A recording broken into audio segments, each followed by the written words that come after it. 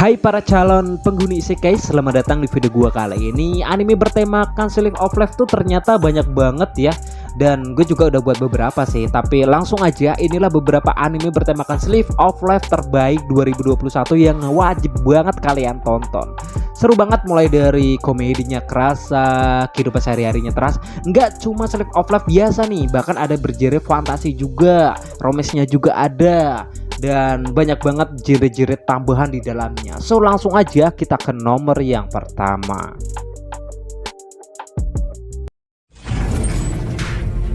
Parade activate 同調対象プレアデスプロセッサー。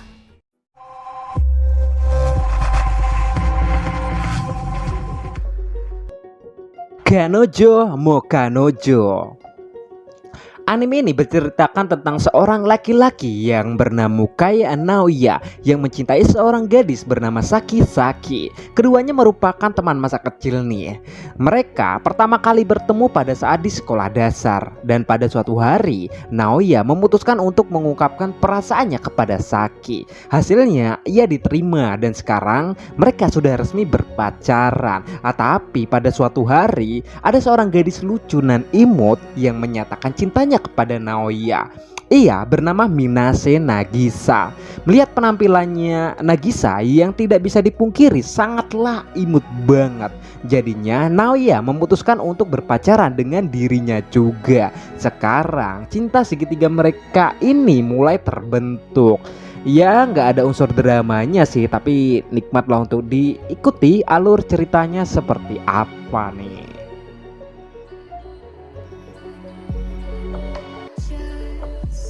Shiroe Tsunano Aqua Top. Anime yang satu ini berceritakan tentang seorang siswa SMA berusia 18 tahun yang bernama Kuro Misakino. Keseharian Misakino adalah bekerja di sebuah tempat bernama Gama Aquarium. Ini adalah sebuah taman akuarium yang berada di Okinawa, sebuah tempat yang bisa dibilang dijangkau menggunakan bus dari Naha. Selama bekerja di taman akuarium ini, Masakino menemukan sebuah rahasia yang sangat misterius. Pada suatu hari, Misakino bertemu dengan seorang gadis yang bernama Fuka. Fuka ini adalah seorang idol yang memutuskan untuk berhenti dan memilih untuk pergi dari Tokyo ke Okinawa. Dan setelah bertemu dengan Misakino, Fuka memutuskan untuk bekerja di taman akuarium ini juga.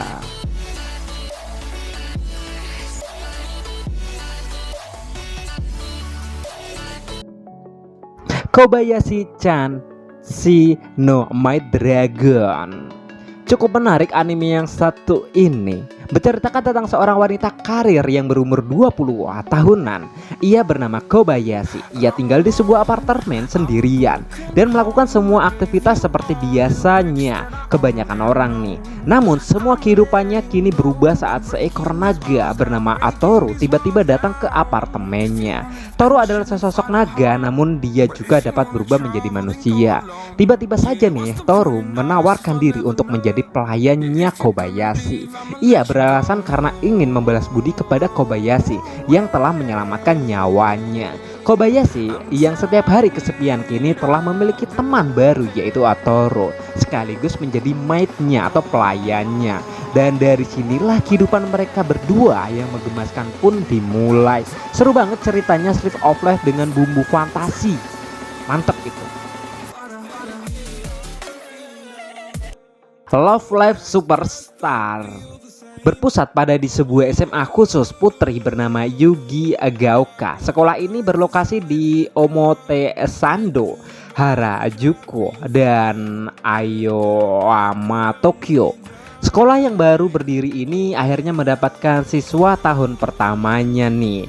Nah, untuk memperkenalkan sekolah ini, 5 gadis yang terdiri dari namanya ini kalian baca sendiri ya, gue males buat ngebacainnya, membentuk grup idol.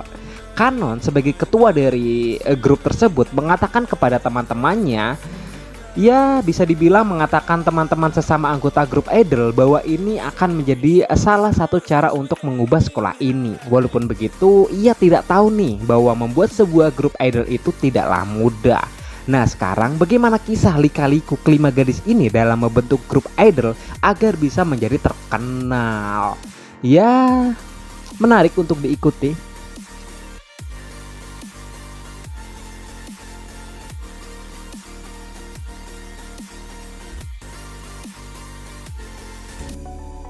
Uramichi Onisan, anime yang berceritakan tentang seorang pria lajang berusia 31 tahun yang mempunyai kepribadian ganda. Ia bernama Uramichi Omoto. Omota bertanggung jawab pada sebuah acara pendidikan yang berjudul Maman and Together. Ia diminta menjadi pembawa acara tersebut dan menjelaskan berbagai latihan fisik. Dalam acara televisi tersebut, Omota terlihat seperti seorang pemuda yang energik dan sehat. Namun secara emosional dan mental, Omota tidak seperti itu. Karena sifat Omota ini, banyak anak-anak yang melihatnya dan sangat menyukainya. Namun sayangnya dari sudut pandang orang dewasa, melihat kehidupannya tidak ada artinya sama sekali nih. Cukup menarik untuk ceritanya ya. Buat kalian yang belum nonton, silahkan ditonton. Mungkin bakal menjadi bahan referensi kalian.